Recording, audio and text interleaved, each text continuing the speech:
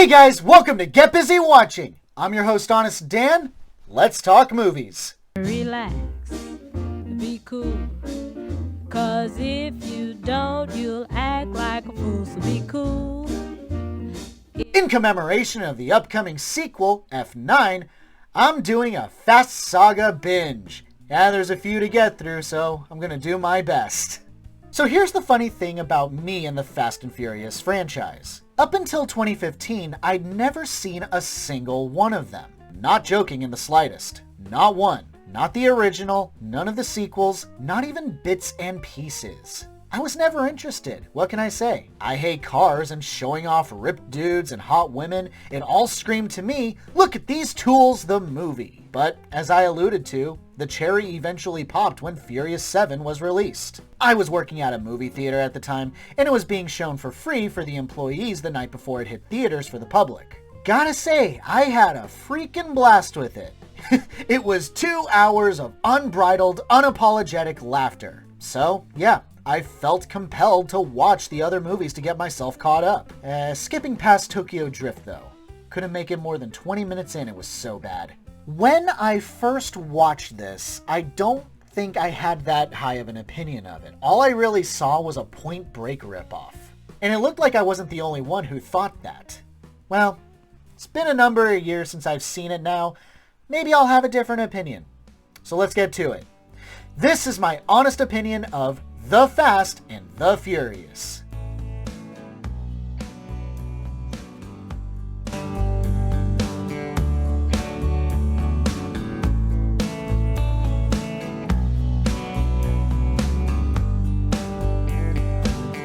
Brian O'Connor, played by the late Paul Walker, is a Los Angeles police officer going undercover to infiltrate a group of street racers that might be behind the theft of valuable electronic car parts and might be led by Dominic Toretto, played by Vin Diesel, a top-tier street racer with a complex past. As Brian gets closer to Dom and his sister Mia, played by Jordana Brewster, Brian begins to struggle with his loyalties to his job or to Dom.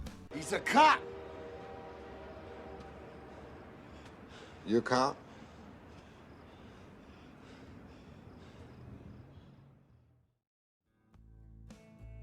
Wow.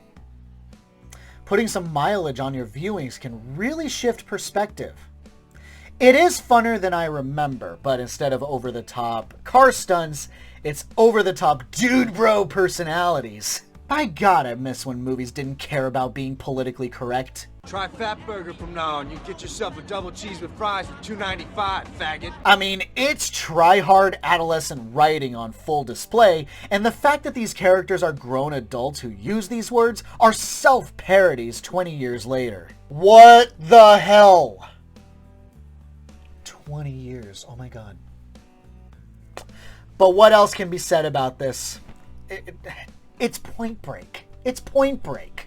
Young cop has to be professional and make nice to the bad guy. The bad guy, as it turns out, is not quite such a bad guy, or has such an interesting view on things that he practically romanticizes his life, and now the young cop kinda has to question his loyalties. Obviously, there's a few twists in this tale, in that Dom may be a criminal, but he's not doing it for the thrills. Actually, I don't remember there being a justification for this, just a standard one last time justification. Look, this is the mother lode. We've been on this for 3 months. After this, it's a long vacation for everyone. Now granted, it's been a while since I've seen Point Break, but I remember Patrick Swayze being so personable that it was no wonder that Johnny Utah came to kind of see Bodhi's point of view. Diesel doesn't have that same level of charisma. Oh sure, compared to most of his acting jobs these days, he puts in more effort here. Brian, I gotta find Jesse before they do. I'm all the kids got. But it's not exactly enough. The same kind of goes for Brian, man. He is a stale-end piece of white bread. I don't know, he just seems too pretty boy for this role. Maybe that was the point, but what exactly Mia saw in him is completely beyond my comprehension. Yeah, sure.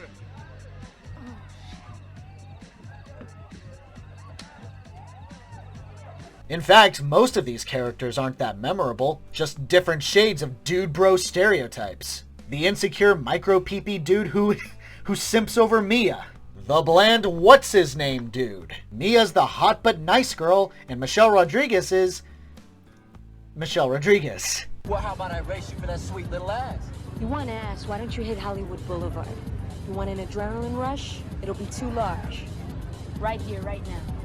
Never said it was a bad thing. Surprisingly, she does herself pretty well. No dirty jokes, please. The only character that really doesn't suffer from this copy-paste curse is Jesse, played by Chad Lindbergh, whose character is basically just the scrawny, sweet-natured nerd. But this movie hardly gets props for that, as this is a character that's kind of a stereotype in action films as well. In fact, Jesse reminds me a lot of Mouse from The Matrix. One of the first characters to accept the protagonist, kind of dies unceremoniously, but at least Mouse goes in a blaze of glory. No, I got that, what's it called? That attention disorder. Or ADD? Yes, that shit. But I'd be lying if I said this movie didn't do at least a few things right. So let's talk about the positives. I totally forgot that this movie did have practical car stunts. That action scene with Vince dangling from the truck, that was some intense stuff. If the rest of the movie was like that, then this franchise would have been so much better. Oh, wait. Really, it's kind of the final act that becomes the most compelling. Granted, not for very long, but it was something. And some characters were fun, at least in short bursts, like Hector. Hey, hold up. Look at this snowman right here, man. Brian's building. Yeah, typical white boy name. And some character moments did get a chuckle out of me. My brother always had her attention. And then she turned 16. And then she had Dawn's attention. Yeah, it's funny how that works, isn't it? And that's kind of it.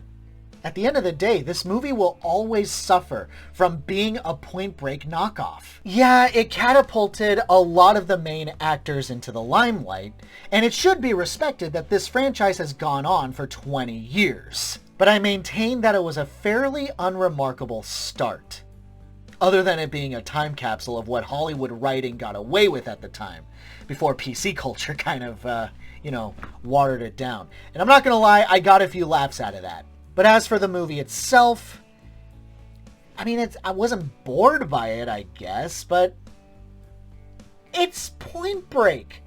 Go watch that instead. My honest rating for The Fast and the Furious, a 3 out of 5. I live my life a quarter mile at a time. For those 10 seconds or less, I'm free. Thanks so much for watching, you guys. I really appreciate it. Have a great day. Stay safe and healthy out there. Hope to see you soon. Just relax. So be cool. Face facts.